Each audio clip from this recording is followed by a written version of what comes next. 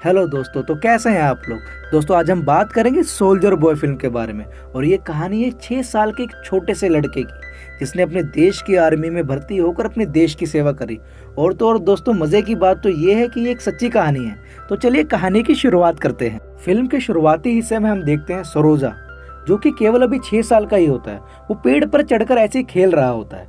उसकी माँ पेड़ के नीचे कपड़े धो रही होती है और उसका भाई पीटर नदी किनारे मछलियां पकड़ रहा होता है। यहाँ ये तीनों हमें बहुत खुश दिखाई देते हैं। तभी वहाँ पर जर्मन एयरफोर्स के एयरक्राफ्ट आ जाते हैं और सरोजा पूरी तरह से डर जाता है। और अगले ही सीन में हमें पता चलता है कि ये सच नहीं है। दरअसल सरोजा उस समय सो रहा होता है और ये उसका एक सपना होता है।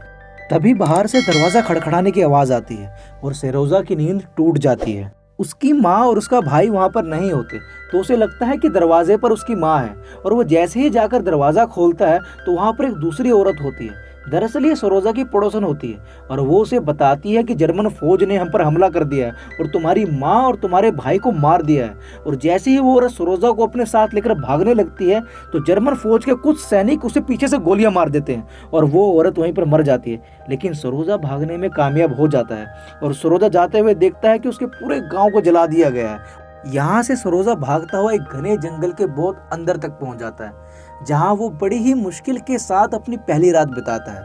और अगली सुबह जब सरोजा नदी किनारे पानी पीने के लिए जा रहा होता है, तब उसे कुछ आवाज़ें सुनाई देती है जो कि जर्मन सैनिकों की होती है। तो वो भागकर एक पेड़ के पीछे जाकर छुप जाता है।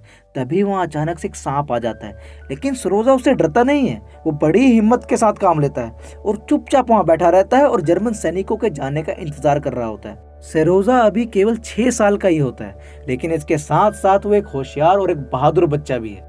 और अब आगे दिखाया जाता है कि सरोजा कई दिनों तक इसी जंगल में भूखे प्यासे भटकता रहता है, जिसके कारण उसके कपड़े और जूते भी पूरी तरह से फट जाते हैं। और रात को यहाँ ठंड भी बहुत ज़्यादा बढ़ जाती है, जिसके कारण अब वो बहुत कमज़ोर हो चुका है और एक दिन ऐसे ही चक्कर खाकर इसी जंगल में गिर जाता है। अब वो इतना कमज़ोर हो चुका है कि वो अब उठ भी नहीं सकता।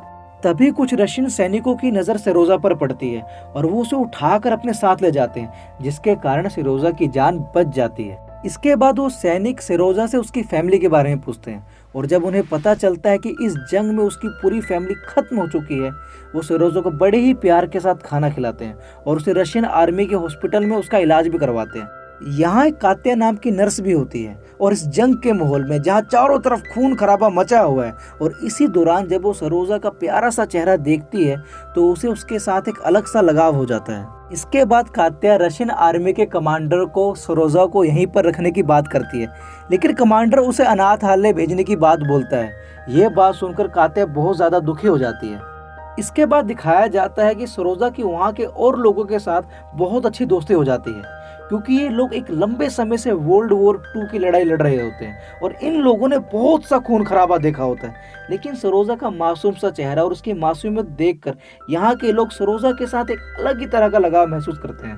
इसके बाद एक और सोल्जर सरोजा को यहीं पर रखने की बात करता है, लेकिन इस बात से कमांडर को एकदम से गुस्सा आ जाता है और वो उसे डांट कर वहाँ से भगा देते हैं। और उसके कुछ ही टाइम बाद जर्मन वहाँ पर अटैक कर देते हैं और रशियन आर्मी को अपने मोर्चे से पीछे की तरफ हटना पड़ता है। और अब दिखाया जाता है कि अगले दिन एक गाड़ी सरोजा को अनाथालय ले जाने के लिए आई होती है और कमांडर भी बस उसे वहाँ भेजने वाले ही होते हैं।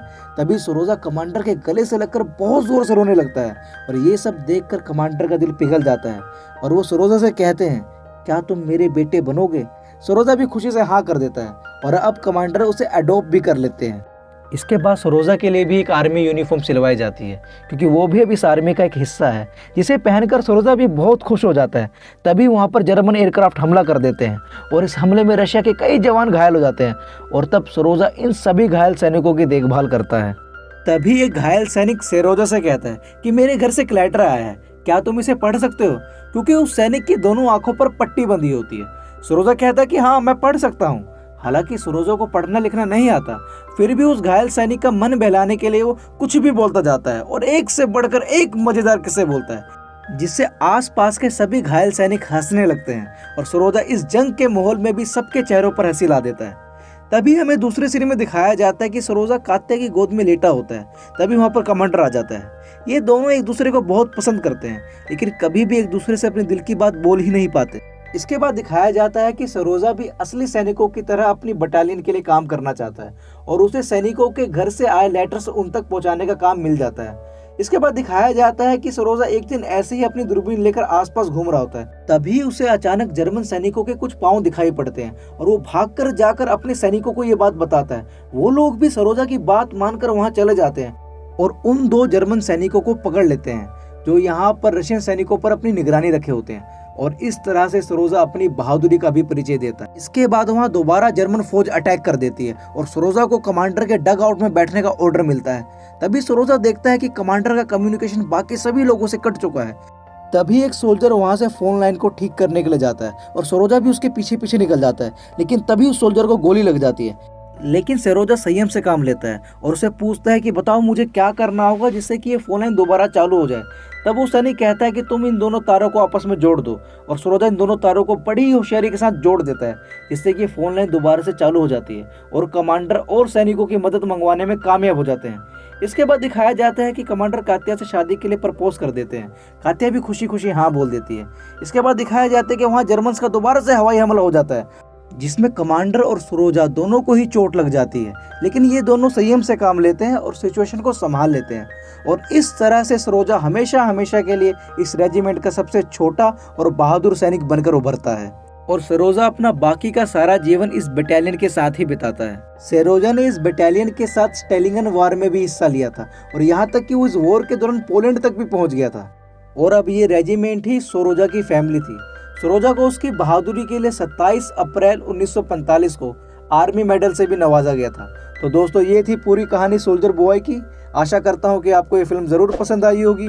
ऐसी और वीडियोस को देखने के लिए हमारी वीडियो को लाइक करें और चैनल को सब्सक्राइब ज़रूर करें। धन्यवाद।